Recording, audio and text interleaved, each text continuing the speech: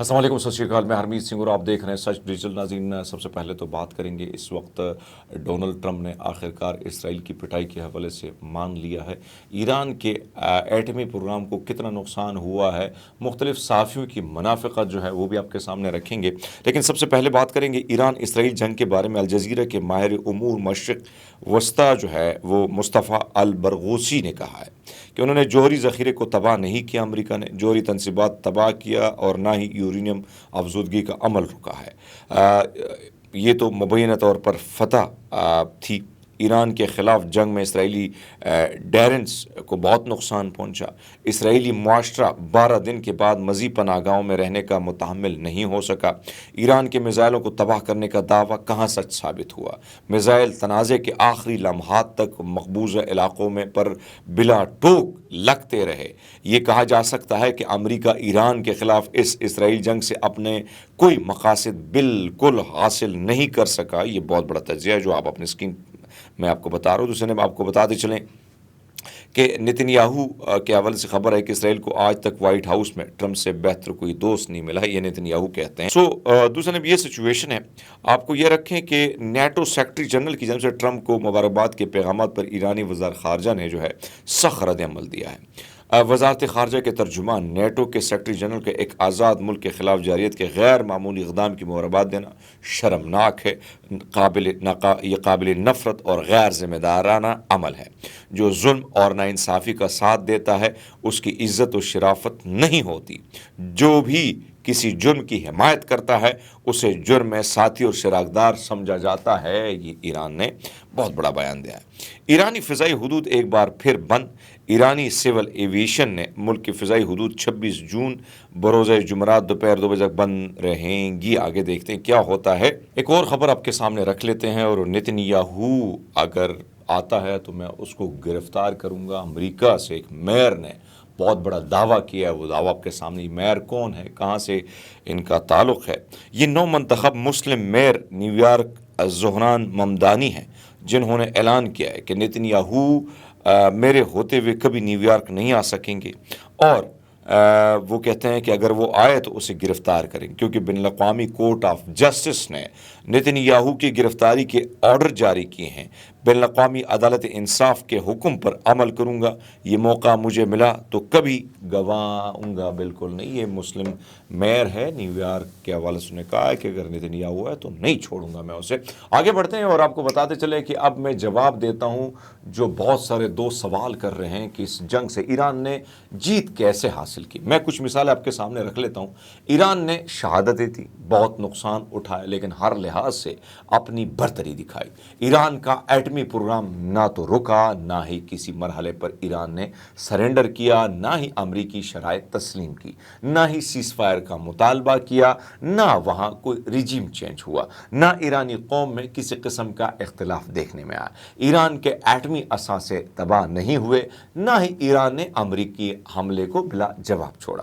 اسرائیل ایرانی میزائلوں کو روکنے میں بالکل ناکام دکھائی دیا، اور اب لگتا ہے کہ وہ ناقابل تسخیر بالکل ہے نہیں، اور نہ ہی اس کے شہری اب محفوظ سمجھے جاتے ہیں۔ ایران کے سفارتکاری ناکام نہیں بلکہ مؤثر، جارح اور عزت نفس پر مبنی رہی، جس نے دشمن کو نہ صرف میدان میں بلکہ عالمی سطح پر بھی بے نقاب کر دیا۔ اس جنگ میں کچھ صحافیوں کا نشانہ اسرائیل سے زیادہ جیل میں قید عمران خان رہے۔ اقرار الحسن نے ایک ٹویٹ کیا ہے، اس جنگ میں ایران کا داخلی اور انٹیلیجنس نظام بری طرح ایکسپوز ہوئی۔ اس کا ٹویٹ ہے، اسرائیل کے ڈیفنس سسٹم کا پول انہوں نے کہتا ہے کھل گیا ہے۔ عمران خان کی جانب سے اسرائیل کی مذمت نہ کرنے سے ان کے امت مسلمہ کے لیڈر ہونے کا بھرم ٹوٹ گیا ہے۔ اب میں اس پروپیگنڈے نما ٹویٹ کو دیکھا تو جواب بھی دیا، وہ آپ کے سامنے رکھ لیتا ہوں۔ اقرار الحسن نے کربلا کو پڑھا ہے اور میں نے بھی پڑھا ہے، لیکن کیا اقرار الحسن نے کربلا کو سمجھا بھی ہے؟ نہیں، اس نے نہیں سمجھا، بلکہ وہ تمام معاملات کو صرف ظاہری حالات کو دیکھ کر تجزیہ دے رہے۔ طاقت کا غرور خاک میں ملا، مظلوم دنیا بھر کے خوش ہے۔ ایران نے مزاحمت کی تاریخ رقم کی ہے۔ جہاں تک عمران خان کی پارٹی کا تعلق ہے، پہلی بار میں نے اسمبلی میں اسرائیل و امریکہ مرد آباد کے بینر دیکھے، خامنائی کے بینر دیکھے، اور وی بینر تحریک انصاف نے اٹھا رکھے تھے۔ اگر دیکھیں دوسری جانب پاکستان کی حکومت ٹرمپ کو نوبل پرائز دیتی نظر آئی۔ ایک قیدی جس تک رسائی نہیں ہے، اس قیدی کا ماضی گواہ ہے، اس نے اسرائیل کو ہمیشہ جوتے کی نوک پر رکھا، مگر اقرار الحسن جیسے کردار ہمیشہ منافقانہ طرز عمل اپناتے ہیں اور تاریخ کے غلط سمت کھڑے ہوتے ہیں۔ کاش کربلا کو ہی سمجھا ہوتا، اس سے زیادہ میں کیا کہہ سکتا ہوں۔ بہرحال ایران نے ثابت کیا کہ وہ مستحکم و مضبوط کھڑے ہیں۔ دوسرے نے بات کریں گے اس وقت امریکی صدر ڈونلڈ ٹرمپ کے حوالے سے۔ غزہ جنگ بندی کا اشارہ انہوں نے دیا ہے۔ امریکی صدر ڈونلڈ ٹرمپ نے غزہ تنازع کے خاتمے کے لیے جو ہے اہم پیش رفت کی جانب اشارہ بھی کرتے ہوئے کہا کہ جنگ کسی مسئلے کا حل نہیں۔ یہ تو بھائی سب ہم بھی کہہ رہے تھے کہ جنگ مسئلے کا حل نہیں ہے۔ ایران اور اسرائیل کے درمیان جنگ بندی بخوبی جاری ہے۔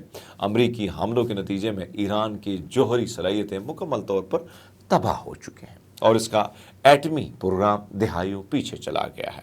وہ بہت عرصے تک بم نہیں بنا سکتے، یہ ڈونلڈ ٹرمپ صاحب کہتے ہیں۔